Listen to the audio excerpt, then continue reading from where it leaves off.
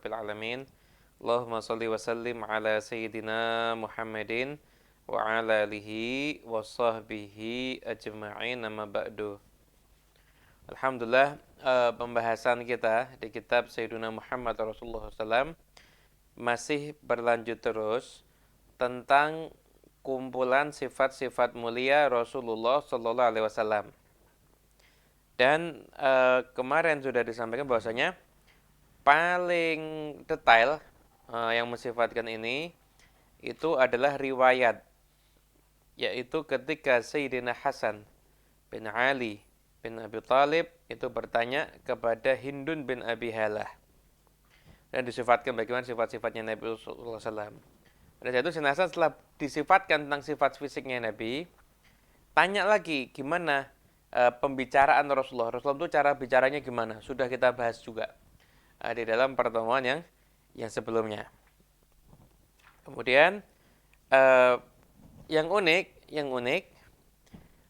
ketika Sayyidina Hasan sudah bertanya itu semuanya, sengaja Sayyidina Hasan itu merahasiakan. Jadi Anda bayangkan yang disampaikan itu panjang loh ini. Itu Sayyidina Hasan tuh apal semuanya. Jadi kalau kita lihat yang dari kitab ini kan sudah kita bahas mungkin 2 pertemuan. Ini kan kita masuk pertemuan ketiga tentang sifat-sifatnya Rasulullah SAW itu. Ini Sayyidina Hasan ini apal semuanya itu.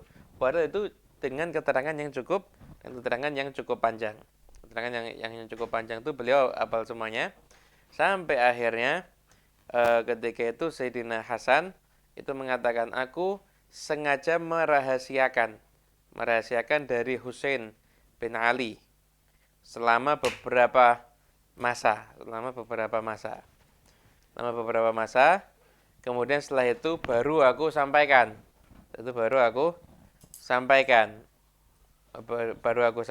Dan ternyata Sayyidina Husain bin Ali dia sudah mendahului aku.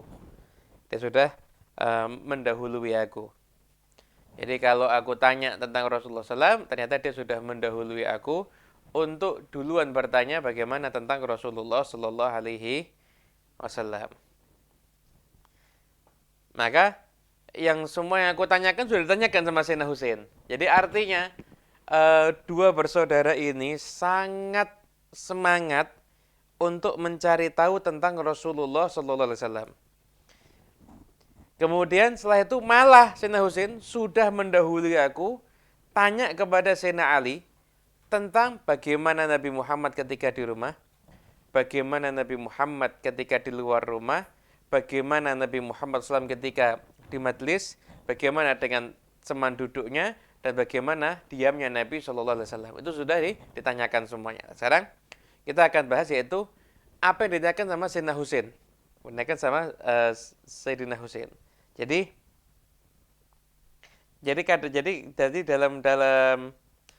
dalam peristiwa ini ada kalanya Sayyidina Hasan meriwayatkan dari Hindun bin Abi Halah, meriwayatkan ke orang lain.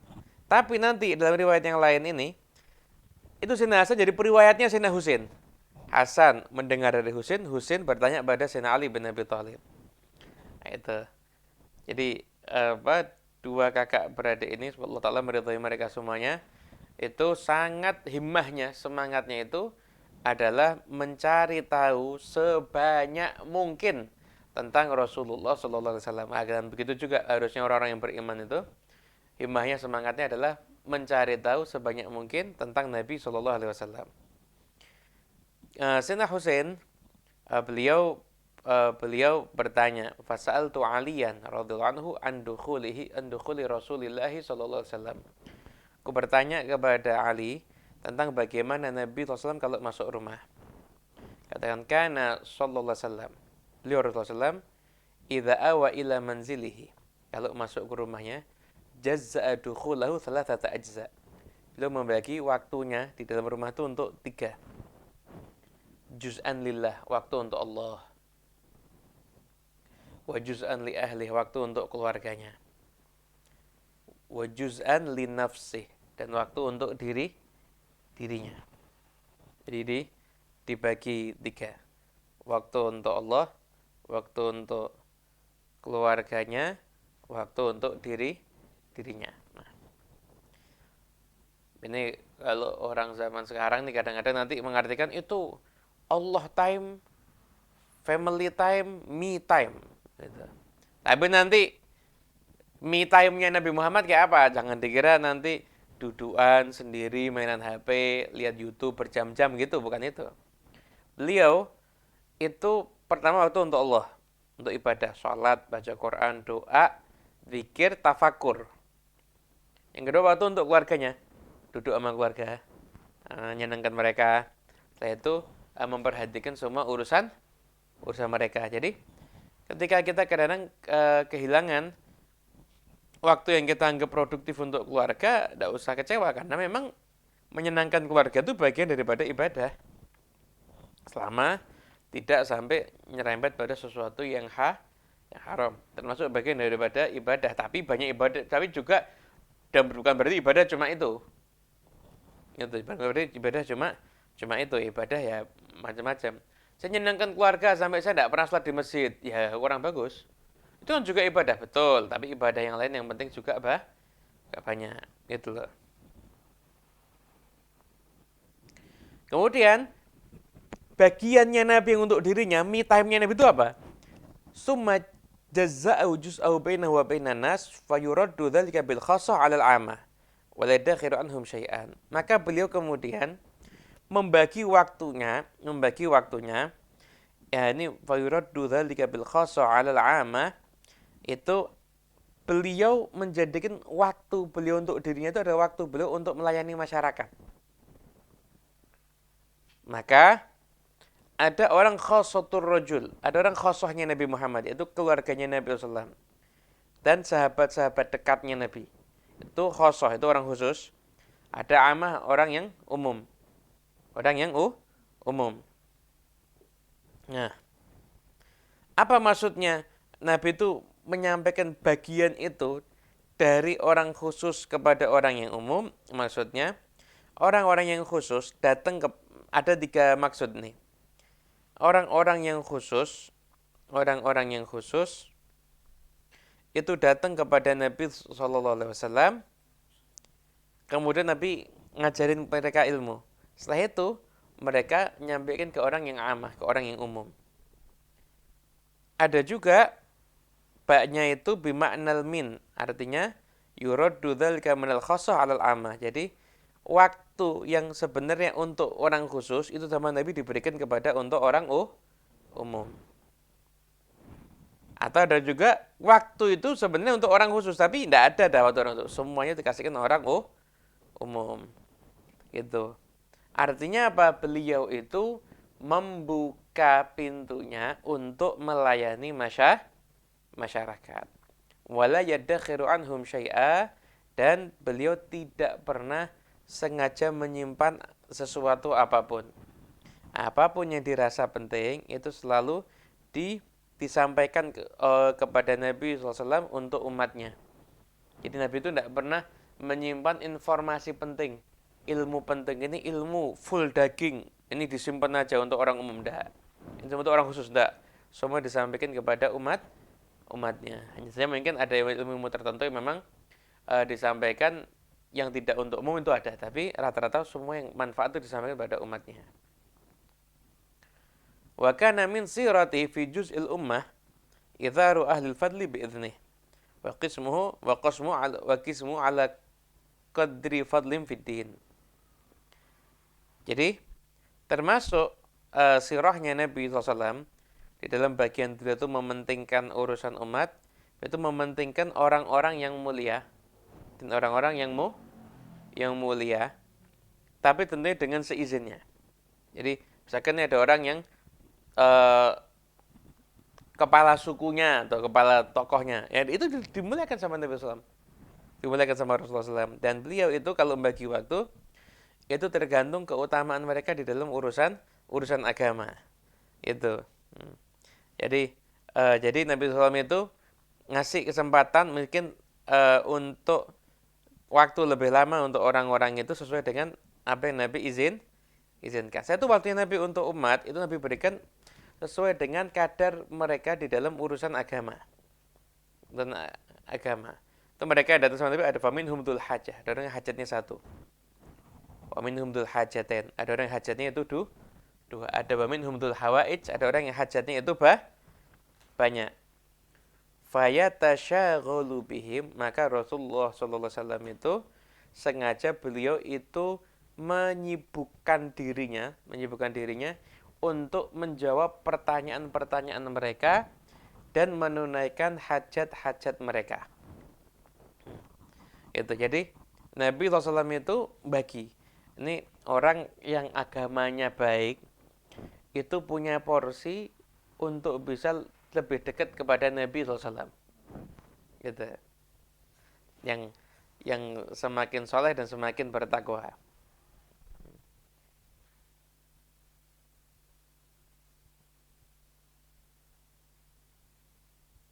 Soleh dan semakin bertakwa itu punya kesempatan untuk semakin bisa dekat kepada Nabi SAW. Nah, di antara mereka kan ada yang hajatnya satu, ada yang hajatnya dua, kemudian ada yang hajatnya itu banyak. Itu. Dan Nabi SAW itu menyibukkan dirinya untuk melayani mereka semuanya. Wa yushghiluhum fima yuslihuhum wal ummah. Dan Nabi SAW itu juga membuat sahabat-sahabat itu sibuk. Membuat sahabat-sahabat itu sibuk. Min mas'alatihim anhu wa ikhbarim billadhi yang bagi lahum. Jadi Nabi SAW mereka sibuk, dalam ada Nabi juga ngasih kesibukan kepada mereka. Kasih ini sesuatu yang baik, ini sesuatu yang manfaat.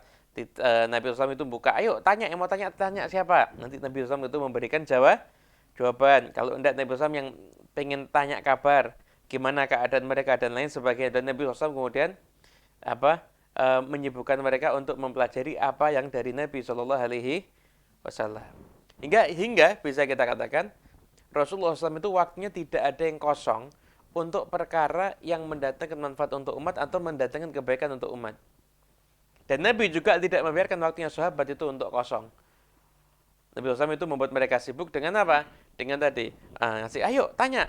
Kemudian, gimana kabarnya? Nanti Nabi jelaskan. Nabi memaksa mereka untuk berbuat sesuatu yang istimewa, yang baik, yang manfaat buat orang, yang mendatangkan kebaikan untuk orang, tanpa menjadikan sahabat itu jadi orang yang banyak nganggurnya. Dan oleh karena itu Allah Ta'ala berfirman, فَإِذَا فَرَغْتَ فَانْصَبْ وَإِلَى رَبِّكَ.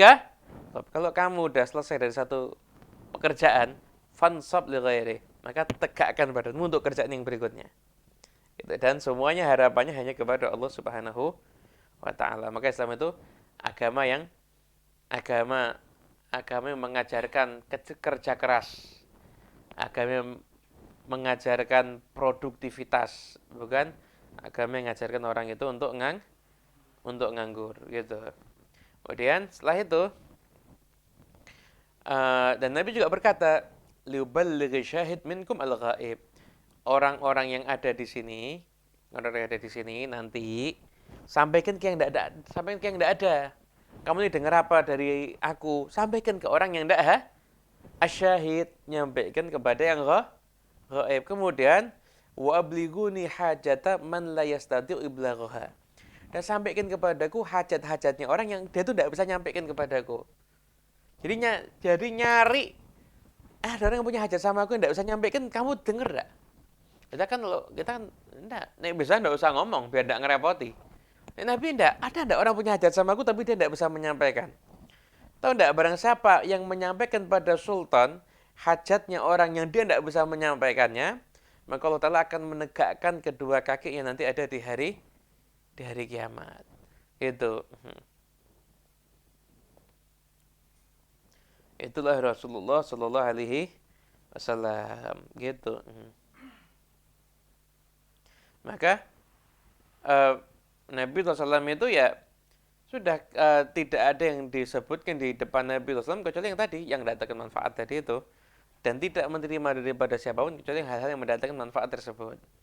Yaitu khuluna rawadan, mereka itu ketika datang kepada Nabi SAW yaitu khuluna ruwadan dalam keadaan mereka itu seperti orang yang meminta manfaat untuk kebaikan agama dan dunia mereka. wala yaftariquna illa an dhawaq, dan tidak pernah berpisah dari Nabi SAW kecuali ada yang dicicipi. Jadi Nabi SAW itu tidak pernah namun kecuali ada yang dicicipi.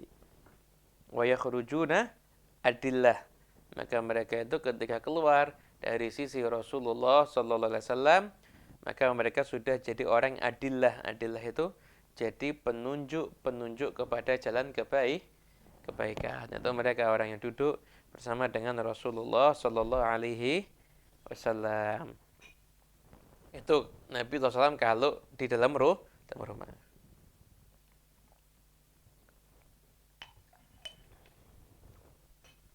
Kemudian setelah itu Sayyidina Husain melanjutkan, dan aku bertanya pada ayahku Sayyidina Ali an makhrajihi kaifa kana yasna'u fihi. Lalu Nabi di luar rumah gimana? Tanya lagi.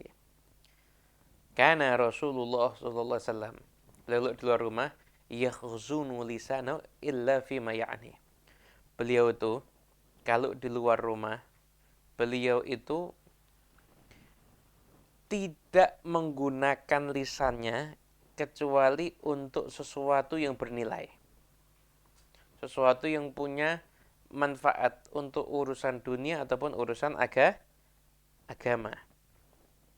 Itu.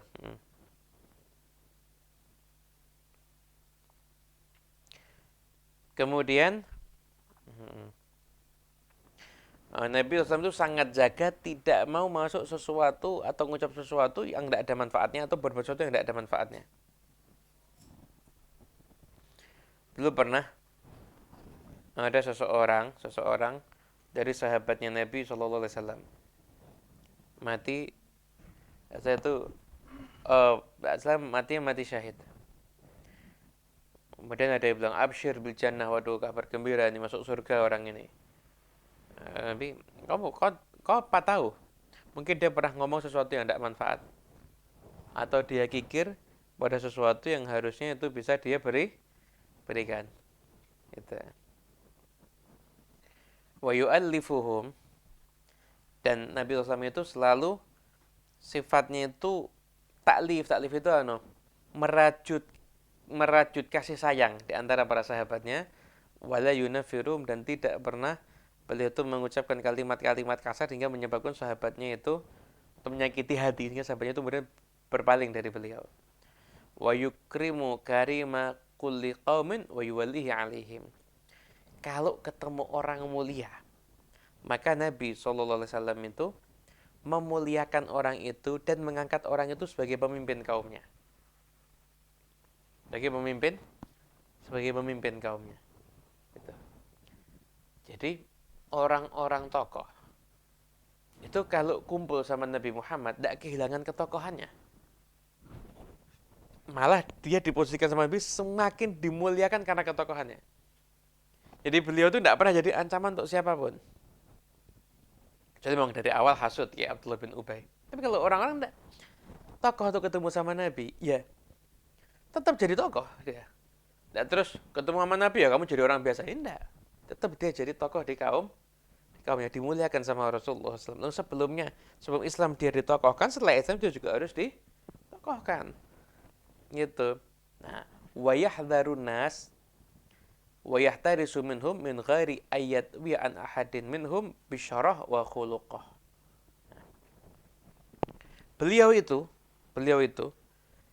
dengan segala kecerdasannya, beliau itu juga mewaspadai orang-orang tertentu.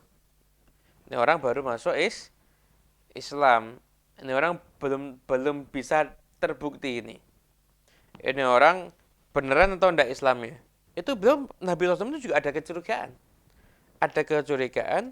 Dan Nabi juga mengambil sikap mewaspadai, tapi tidak sedikit pun hilang sifat ramahnya Nabi dan keluhuran akhlaknya Nabi pada orang itu. Jadi orang itu ditempatkan betul-betul pas pada porsinya. Ini orang bisa jadi musuh dalam selimut ini.